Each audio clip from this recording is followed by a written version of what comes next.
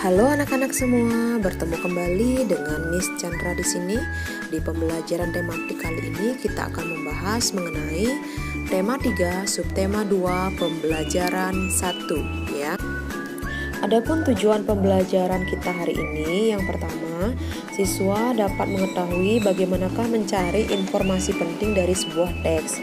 Yang kedua, siswa dapat membedakan kehidupan manusia pada masa sebelum dan sesudah ditemukannya telepon.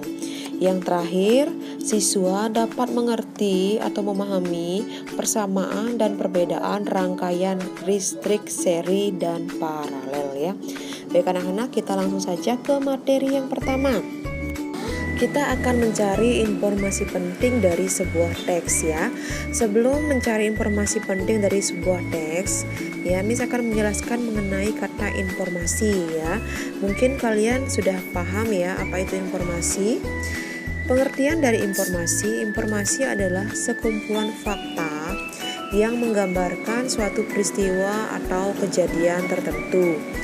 Adapun manfaat dari informasi yaitu untuk mengetahui atau memahami sesuatu ya. Nah, Miss lanjutkan ke cara memperoleh informasi. Adapun langkah-langkah yang perlu kalian lakukan untuk memperoleh informasi ya. Informasi penting dari sebuah teks.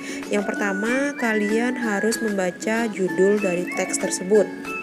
Selanjutnya, membaca teks dengan cermat ya, untuk mengetahui isi dari teks tersebut.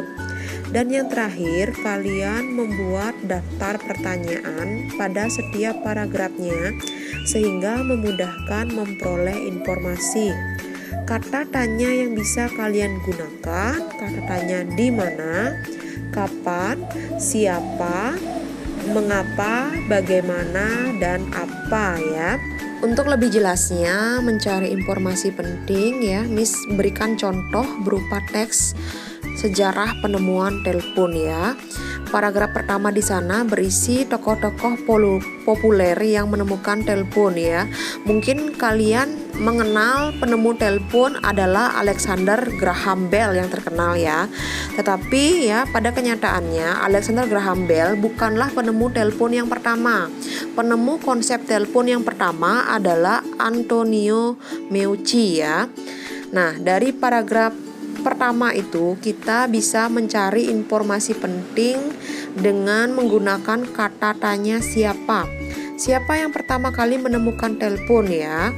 Jawabannya adalah tokoh penemu konsep telepon yang pertama adalah Antonio Meucci. Nah, itu merupakan informasi pentingnya ya. Setelah menemukan informasi penting, kita lanjutkan ke muatan IPS tentang penemuan telepon ya. Nah, telepon ya merupakan penemuan yang sangat mempengaruhi kehidupan manusia pada masa sekarang. Manfaat utamanya tentu kalian sudah tahu ya, sebagai alat untuk berkomunikasi jarak jauh. Nah, kali ini Miss akan menjelaskan perbedaan kehidupan manusia sebelum dan sesudah adanya telepon. Yang pertama, sebelum adanya telepon ya. Pada zaman dahulu, manusia berkirim kabar pada seseorang di tempat yang jauh dengan menggunakan surat ya. Cara tersebut dirasa kurang efektif karena memerlukan waktu yang lama. Selain itu, dahulu kalau kita ingin berkomunikasi dengan orang lain, kita harus hadir secara fisik ke tempat itu ya. Perubahan kehidupan setelah adanya telepon. Yang pertama, telepon dapat mengirimkan suara dari suatu tempat ke tempat lain pada waktu yang bersamaan. Yang kedua, telepon menjadi salah satu cara yang efektif untuk berkomunikasi jarak jauh. Selanjutnya, mengurangi jumlah waktu berkomunikasi dengan orang lain ya. Nah, itu merupakan perbedaan sebelum dan sesudah ditemukannya telepon ya.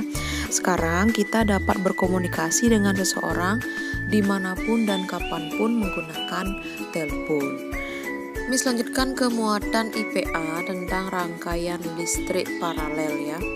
Secara sederhana, rangkaian listrik paralel dapat diartikan sebagai rangkaian listrik yang semua bagian-bagiannya dihubungkan secara bersusun ya.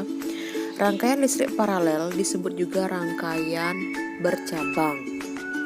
Adapun ciri-ciri dari rangkaian listrik paralel.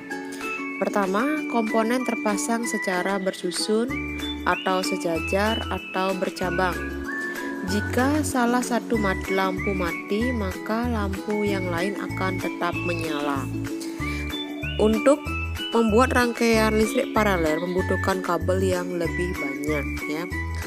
Selanjutkan ke persamaan rangkaian listrik seri dan paralel.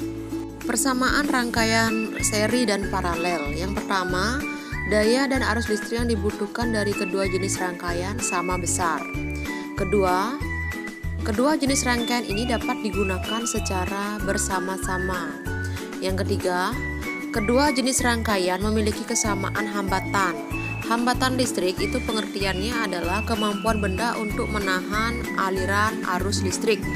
Contohnya, semakin panjang kabel, maka hambatan listrik yang akan digunakan maka semakin besar pula.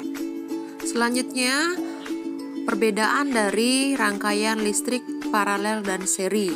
Bisa kalian amati di layar ya. Sudah Miss cantumkan di sana.